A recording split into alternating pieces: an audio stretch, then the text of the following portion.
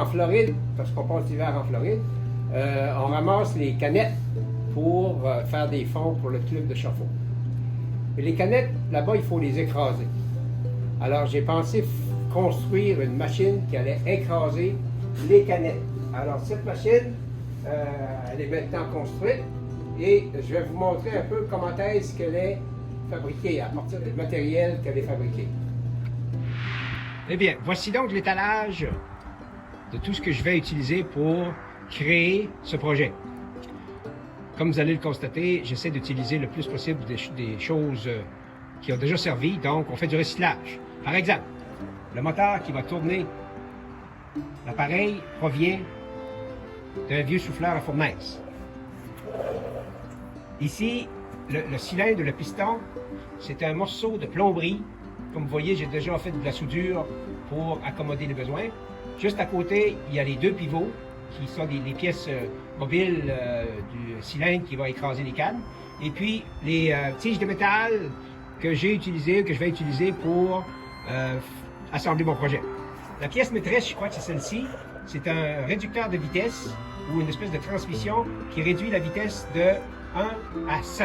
Donc, à chaque 100 tours que la petite poulie fait, le shaft central va faire, lui, un tour. Ici, c'est un peu ingénieux. C'est mon petit-fils qui m'a donné un vieux pédalier. Alors, je vais utiliser ce vieux pédalier pour faire avancer et reculer le cylindre qui va écraser les canettes.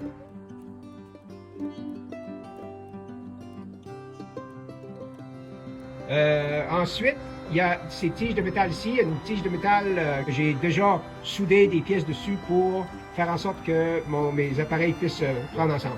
Et finalement, pour faire la table, l'établi qui va tenir tout cet appareil, ce sont des vieux morceaux d'aluminium que j'ai utilisés d'une vieille rampe d'aluminium que j'avais pour faire monter mon petit tracteur à pelouse dans la remorque.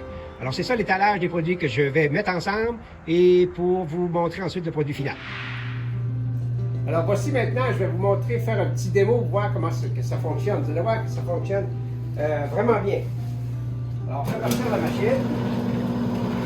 Comme j'expliquais tout à l'heure, ça roule à 25 à la minute. Alors je mets tout simplement les boîtes, elles sont écrasées et elles tombent dans un récipient.